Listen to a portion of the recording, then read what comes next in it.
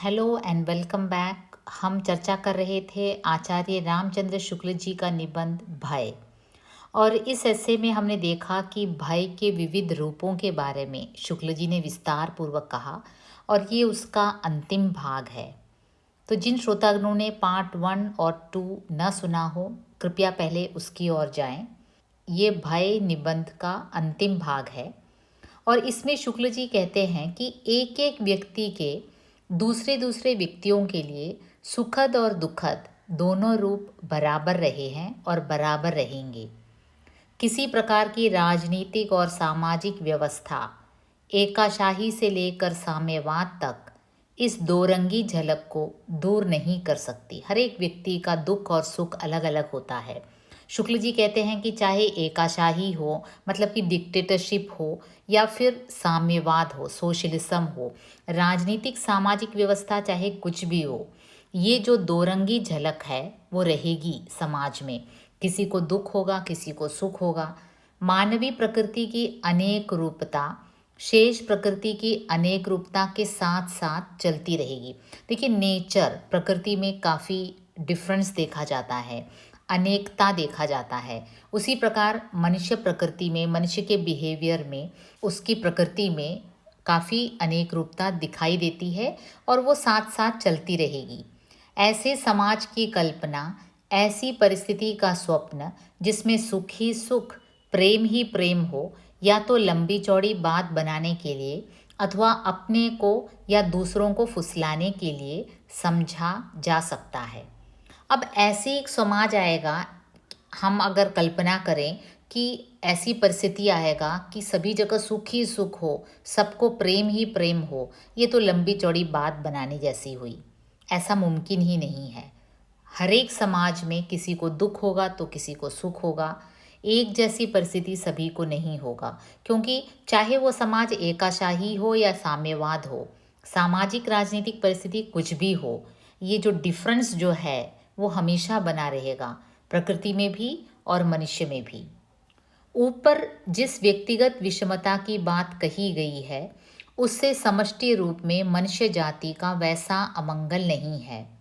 कुछ लोग अलग अलग यदि क्रूर लोभ के व्यापार में रत रहे तो थोड़े से लोग ही उनके द्वारा दुखी या ग्रस्त होंगे।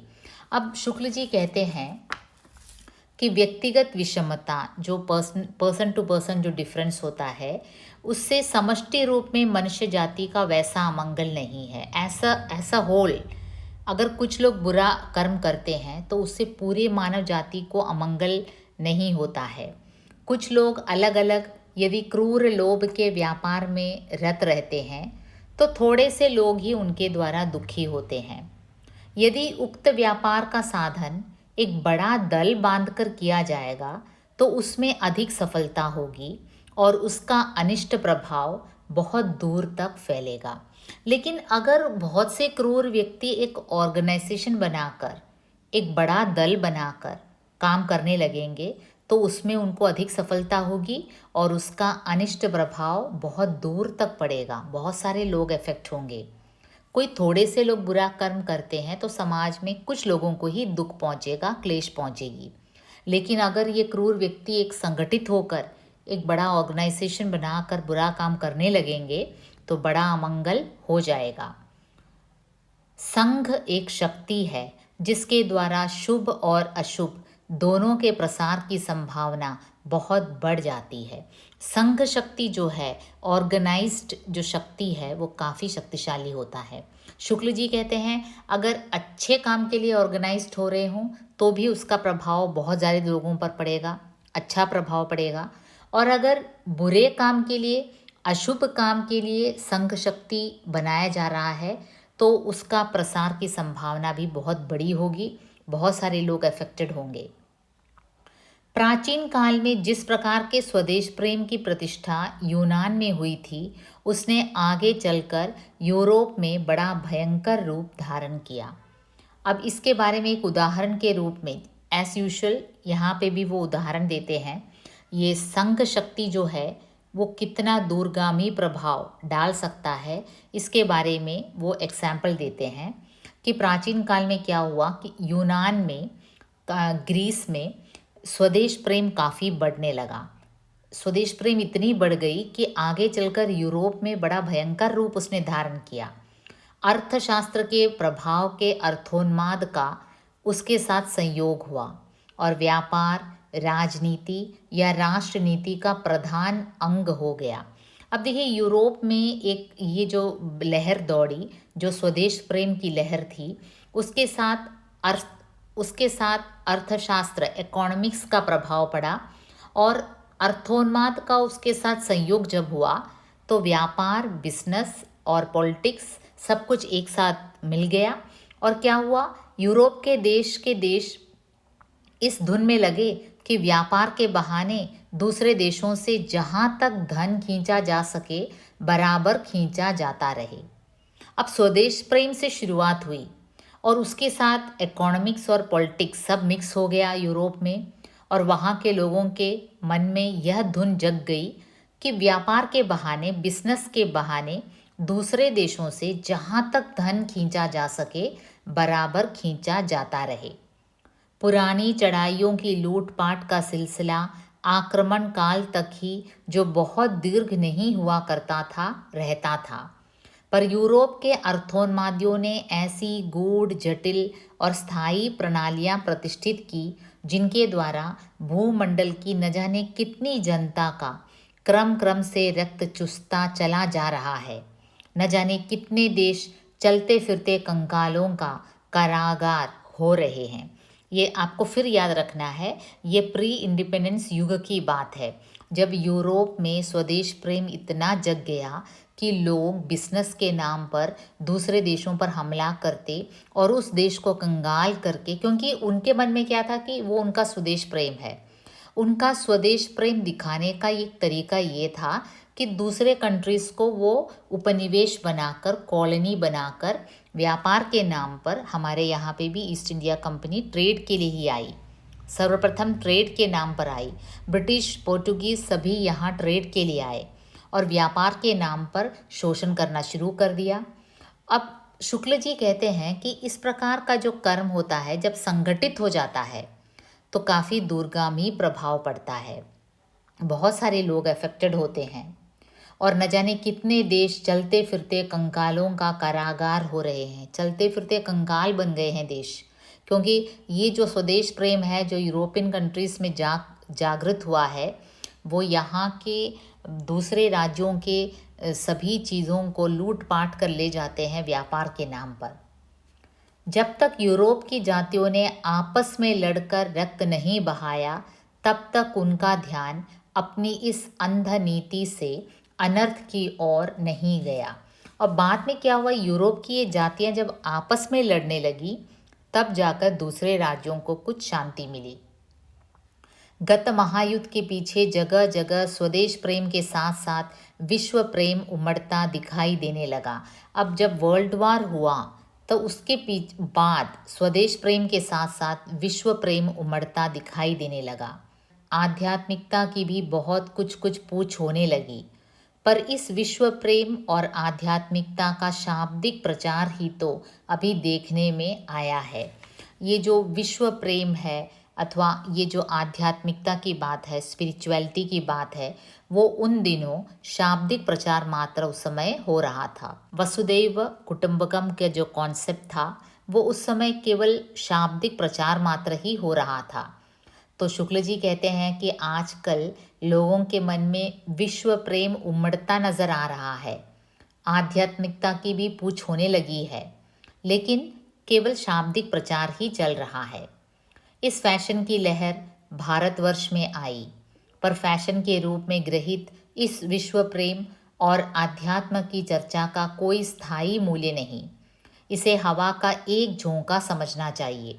ये जो विश्व प्रेम की लहर है, एक फैशन के रूप में भारत में भी आई उन दिनों, 1930s 40s की बात है। और आध्यात्म की चर्चा भी आई, लेकिन स्थायी रूप में नहीं। इसे हवा का एक झोंका मात्र समझना चाहिए। अब लेखक कहते हैं, शुक्ल जी कहते हैं, ये जो विश्व प्रेम की बात है वो एक फैशन के रूप में भारत में भी आई उसकी लहर, लेकिन इसे हवा का एक झोंका मात्र समझना चाहिए। अब देखिए, भय से शुरू होकर इस निबंध में भय के विभिन्न आयामों पर चर्चा करते करते राज्यों का आपस में जो भय है, एक राज्य का दूसरे राज्य पर आक्रमण करने से जो भय उत्पन्न होता है, उस पर शुक्ल जी निबंध के अंत में आते आते उस विषय पर पहुंचते हैं कि विश्व में ही एक भय पैदा हो गया है। एक राज्य का दूसरे राज्य पर आक्रमण करना, उसे कंगाल बना देना, व्यापार के नाम पर सब कुछ लूट कर ले जाना, और ये सब स्वदेश प्रेम के नाम पर करना, इस प्रकार का भी एक भय राज्यों के बीच भी है, ये शुक्ल जी बताते हैं। सभ्यता की वर्तमान स्थिति में एक व्यक्ति को दूसरे व्यक्ति से वैसा भय तो नहीं रहा जैसे पहले रहा करता था, पर एक जाति को दूसरी जाति से, एक देश को दूसरे देश से भय के स्थायी कारण प्रतिष्ठित हो गए हैं। अब शुक्ल जी कहते हैं कि सभ्यता की वर्तमान स्थिति में आज मनुष्य इतना सिविलाइज्ड हो गया है कि एक व्यक्ति को दूसरे व्यक्ति से वैसा भय नहीं है जैसे पहले जंगली मानव को हुआ करता था। शुक्ल जी ने कहा ना कि जंगली मानव 10-20 लोगों को ही जानता था, तो कोई और व्यक्ति को देख लिया तो उसके मन में भय उत्पन्न हो जाता था, जो स्वाभाविक भी था। लेकिन आज के व्यक्ति के मन में दूसरे व्यक्ति के प्रति ऐसा भय नहीं होता, पर एक जाति को दूसरी जाति से, एक देश को दूसरे देश से भय के स्थायी कारण प्रतिष्ठित हो गए हैं। राज्यों के बीच में जो भय है, एक जाति का दूसरे जाति से जो कम्युनल भय है, वो काफ़ी सबल हो गया है। सबल और सबल देशों के बीच अर्थ संघर्ष की भय है। जो डेवलप्ड कंट्रीज़ हैं, दो डेवलप्ड कंट्रीज़ हैं, उनके बीच अर्थ संघर्ष चलता है, और सबल और निर्बल देशों के बीच अर्थ शोषण की प्रक्रिया चलती है। जो सबल देश है और जो निर्बल देश है, उसमें अर्थ शोषण की प्रक्रिया चलती है। एक क्षण का विराम नहीं है, ये चलता रहता है, ये क्रम, ये भय लगा रहता है। दो राज्य डेवलप्ड हैं तो उनके बीच अर्थ संघर्ष चलता है, कौन ज़्यादा डेवलप्ड है, कौन ज़्यादा आर्थिक रूप से उन्नत है। और दूसरी तरफ एक सबल राज्य है और दूसरा निर्बल राज्य है, एक डेवलप्ड कंट्री है, एक अंडर डेवलप्ड कंट्री है, तो इन दोनों के बीच अर्थ शोषण की प्रक्रिया चलती रहती है। इस सार्वभौम वणिक वृत्ति से उतना अनर्थ कभी न होता यदि शास्त्र वृत्ति उसके लक्ष्य से अपना लक्ष्य अलग रखती। अब देखिए, ये जो क्षत्रिय की जो शास्त्र वृत्ति है, उस पर फोकस करते हुए शुक्ल जी कहते हैं कि ये जो सार्वभौम वणिक वृत्ति है, सार्वभौम मीन्स यूनिवर्सल, जो सभी लोगों के लिए जो एक वणिक वृत्ति पैदा हो गई है, जो पैसे के आधार पर है, वाणिज्य के आधार पर है, सभी कुछ बिजनेस बन गया है, संसार एक शॉपिंग कॉम्प्लेक्स सा बन गया है कि जितना हो सके भोगो, जो जितना भोग कर सके उतना ही बुद्धिमान। लेकिन क्षत्रिय धर्म ये नहीं कहता, शास्त्रवृत्ति ये नहीं कहता। शास्त्रवृत्ति उसके लक्ष्य से अपना लक्ष्य अलग रखती है, पर इस युग में दोनों का विलक्षण सहयोग हो गया है। वर्तमान अर्थोन्माद की शासन के भीतर रखने के लिए शास्त्र धर्म के उच्च और पवित्र आदर्श को लेकर शास्त्र संघ की प्रतिष्ठा आवश्यक है। अब देखिए, राज्यों के बीच जो भय है वो बिजनेस माइंड के कारण हुआ है। धन और बिजनेस कमाना, अर्थोपार्जन, ये दोनों का मिक्स हो जाना। तो शुक्ल जी कहते हैं ये जो वर्तमान में जो अर्थोन्माद है उसे अलग करना चाहिए, क्योंकि शास्त्र धर्म के उच्च और पवित्र आदर्श अलग हैं। इसलिए एक शास्त्र संघ की प्रतिष्ठा आवश्यक है, ताकि आदमी समझ सके कि केवल अर्थ का उपार्जन करना ही अंतिम लक्ष्य नहीं है। मानव का अंतिम लक्ष्य स्नेह और बिना भय के जीने में है। ये आदमी तभी समझेगा जब अर्थोन्माद से मुक्त होगा। जिस प्रकार सुखी होने का प्रत्येक प्राणी को अधिकार है, उसी प्रकार मुक्तांतक होने का भी। देखिए, सुखी होना हर एक व्यक्ति का फंडामेंटल राइट है, ठीक उसी प्रकार मुक्तांतक होना, किसी के आतंक से मुक्त होना, मतलब कि भय रहित होना, ये भी सभी का अधिकार है। पर कार्य क्षेत्र के चक्रव्यूह में पड़कर जिस प्रकार सुखी होना प्रयत्न साध्य होता है, उसी प्रकार निर्भय रहना भी।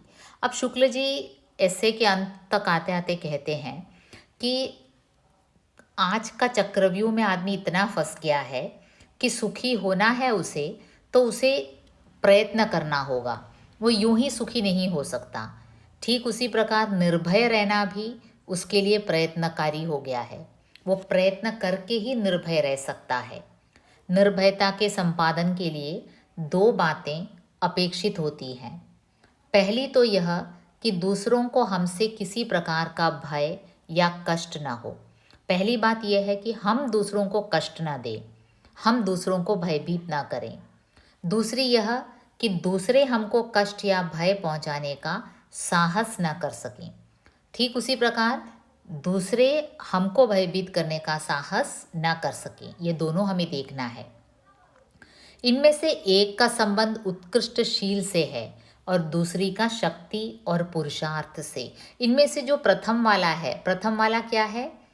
पहला क्या है कि दूसरों को हमसे किसी प्रकार का भय या कष्ट ना हो। हम ये मानकर चलें कि हमारे कारण किसी को भय ना हो। तो इसके लिए क्या चाहिए? इसका संबंध किससे है? उत्कृष्टशील से है, हमारे उत्कृष्ट स्वभाव से है, हमारे अच्छे कैरेक्टर से है कि हम दूसरों को भयभीत ना करें। और दूसरा क्या है? दूसरा कि दूसरे हमको कष्ट या भय ना पहुंचाएं। इसके लिए किसकी ज़रूरत है? शक्ति और पुरुषार्थ की ज़रूरत है। हम शक्तिशाली हों, हम में पुरुषार्थ हों, तभी दूसरे हमें कष्ट या भय पहुंचाने का साहस नहीं कर सकेंगे। इस संसार में किसी को न डराने से ही डरने की संभावना दूर नहीं हो सकती। देखिए, ये भी एक पते की बात है। इस संसार में अगर आपने मान लिया कि आप किसी को डराएंगे नहीं, लेकिन इस बात की गारंटी नहीं है कि आपको कोई डराएगा नहीं। डरने की संभावना दूर नहीं हो सकती। आप अपने उत्कृष्टशील से दूसरे को नहीं डराते, अच्छी बात है, लेकिन इस बात की कोई गारंटी नहीं है कि कोई दूसरा आपको नहीं डराएगा। साधु से साधु प्रकृति वाले को क्रूर लोभियों और दुर्जनों से क्लेश पहुंचता है। अच्छे से अच्छे व्यक्ति को भी, जो दूसरों की भलाई ही चाहता है, जो किसी की बुराई नहीं चाहता, उसे भी दुर्जन क्लेश पहुंचाते हैं। ये एक सत्य है। अतः उनके प्रयत्नों को विफल करने या भय संचार द्वारा रोकने की आवश्यकता से हम बच नहीं सकते। तो निबंध के अंत तक आते आते शुक्ल जी इस कंक्लूजन पर पहुंचते हैं कि चाहे हम दूसरों को भयभीत ना करें, लेकिन इस बात में कोई गारंटी नहीं है कि कोई दूसरा हमें भयभीत न करेगा। अतः उनके प्रयत्नों को विफल करने या भय संचार द्वारा रोकने की आवश्यकता से हम बच नहीं सकते। ये क्रम चलता रहेगा। जब तक मानव जाति रहेगी तब तक दूसरों को भयभीत करने की ये जो टेंडेंसी है मानव की, वो चलती रहेगी। हम अपने प्रयत्न से, अपने पुरुषार्थ से भय को दूर करने की कोशिश करते रहेंगे। हम चाहे दूसरों को भयभीत ना करें, लेकिन दूसरे हमें कभी ना कभी भयभीत ज़रूर करेंगे। हर राष्ट्र दूसरे राष्ट्र को भयभीत करता है। ये भय राज्यों के बीच भी है, ये भय मानव के बीच सबसे ज़्यादा है। तो मैं आशा करती हूँ भय नामक ये जो निबंध है शुक्ल जी का, आप समझ गए होंगे। भय को उन्होंने, भय नामक आवेगपूर्ण स्तंभकारक मनोविकार को उन्होंने काफ़ी विस्तार पूर्वक इसमें बताया है। मानव मन का मनोवैज्ञानिक धरातल पर उतरकर उन्होंने समझाने की कोशिश की है कि भय कितने प्रकार की होती है, भय और आशंका में क्या अंतर है, भय और क्रोध का संबंध क्या है, और मानव के बीच जो भय है वो है और रहेगा हमेशा के लिए। राज्य के बीच जो भय है वो भी रहेगा। और भय से कैसे मुक्ति पाया जा सकता है?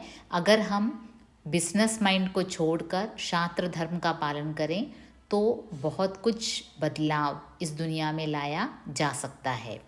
तो जुड़े रहिए, हम फिर आएंगे एक अलग वीडियो लेकर। तब तक के लिए बाय।